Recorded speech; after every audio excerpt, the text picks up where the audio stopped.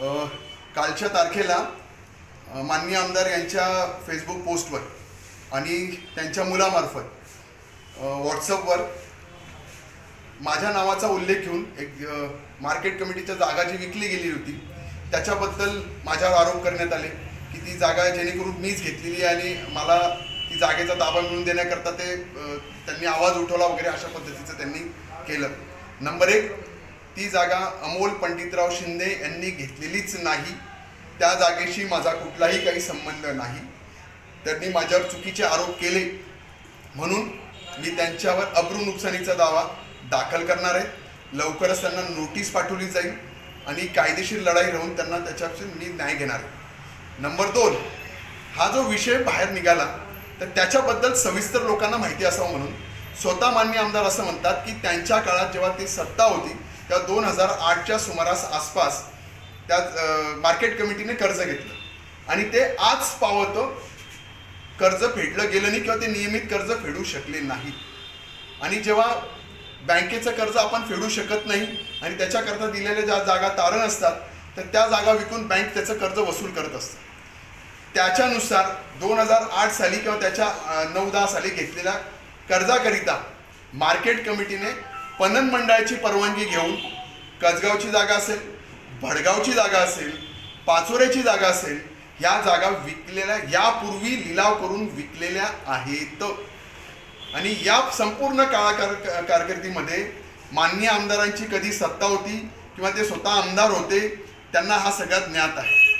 आता ह्या जागेच्या संदर्भात बोलायचं झालं तर मागील साधारण 1.5 ते 2 वर्षापूर्वी ही जागा ऑलरेडी विकली गेलेली आहे. माननीय आमदार साहेबांनी 2-3 मुद्दे उपस्थित केली. पहिला मुद्दा आज त्यांनी असा उपस्थित केला की ह्या जागेची किंमत 9 कोटी रुपये होती, जी जागा 4.5 कोटी रुपयाला असं काहीतरी ती विकली गेली असं ते म्हणाले. पहिली गोष्ट, ज्यावेळेस सतीश बापू शिंदे सभापती होते आणि जेव्हा ही जागा विकली जात होती तेव्हा ह्या जागेची किंमत 6-6.5 कोटी काहीतरी असेल. त्यावेळेस सतीश बापू शिंदे यांनी ह्या जागेची किंमत 9 कोटी रुपये करून आणलेली होती की जेणेकरून ही जागा योग्य त्या किमतीला जर विकलीच गेली तर गेली पाहिजे. म्हणजे त्यावेळेस सभापती कोण होते? सतीश बापू शिंदे होते. त्यांनी स्वतः हे पेपर चेक करावे आणि त्यांनी मीडियासमोर तुमच्या समोर येऊन दाखवावे की कोण होतं. त्यावेळी त्यांनी ते भूलथापा आणि चुकीच्या गोष्टी करू नये. आणि त्यांनी दुसरा असा त्यांनी मुद्दा मांडला की ही जागा विकली गेली तेव्हा मार्केट कमिटीला माहितीच नव्हतं. साफ खोटं.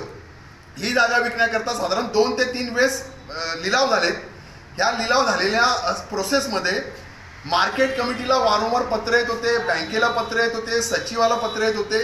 किंबहुना याच्या संदर्भात ज्यांनी कर्ज घेतलेलं होतं अशा असलेल्या 39 लोकांना ह्या जागेच्या संदर्भात घरपोच पत्र येत होते. त्याचे सगळे डॉक्युमेंट दस्तावेज बँकेकडे आहेत जे बँकेने मला सांगितले आणि मागच्या वेळेस चर्चा झाली होती. त्याच्यामुळे माहितीच नव्हतं आणि आम्हाला कळालंच नाही हे एकदम खोटं बोलतायत, चुकीचं बोलतायत. बरं, त्याच्या पुढे जाऊन सांगतो, एवढा जर त्यांना कळवळा असेल, सगळं काही असेल तर हाकेच्या अंतरावर शेतकी संघाची एकरभर जागा आहे, 3-4 एकर जागा आहे, ही जागा विकली जात आहे. त्याच्याबद्दल आमदार साहेब का बरं बोलत नाही आहेत? म्हणजे मला काही प्रश्न पडत आहेत की एवढ्या सगळ्या जागा विकल्या गेल्या त्याच्याबद्दल आमदार साहेब काही बोलले नाहीत. शेतकी संघाची जागा विकली गेली त्याच्याबद्दल बोलले नाहीत. ज्यावेळेस त्यांची सत्ता होती, 9 वर्ष झाले ते आमदार आहेत, इथे मुतारी पाडली गेली, 25-50 लाखाची बिल्डिंग बांधली गेली, शॉप बांधलं गेलं त्याच्याबद्दल बोलले नाहीत. मागचे जे भडगाव रोडवरचे गाडे आहेत त्याच्या पाठीमागे जागा 2-2, 5-5 फूट वाढवून देण्यात आली, त्याच्यामध्ये लाखो करोडो रुपये खाण्यात आले, त्याच्याबद्दल काही तुम्ही बोलत नाही. मग ज्यावेळेस ही जागा बोलली जाते आणि याच्याबद्दल तुम्ही बोलताय आणि जेव्हा तुम्ही असं सांगताय की मी त्याच्याबद्दल बोलतोय तर माझ्या मनामध्ये एक मोठा प्रश्न येतो की कदाचित असं तर नसेल ना की बाबा मार्केट म्हणजे ज्या बिल्डरने ही जागा घेतलेली आहे त्याच्याकडनं तुम्ही साधारण 5-10 कोटी रुपये मागितले असतील आणि तुमची पूर्तता पूर्ण होत नाही, त्या बिल्डरने कदाचित तुम्हाला पैसे दिले नाहीत म्हणून तर तुम्ही त्याच्याबद्दल बोलत नाही ना.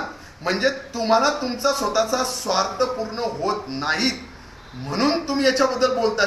अन्यथा तुम्हाला शेतकऱ्यांबद्दल थोडा सुद्धा कळवळा माननीय आमदार साहेब नाहीयेत.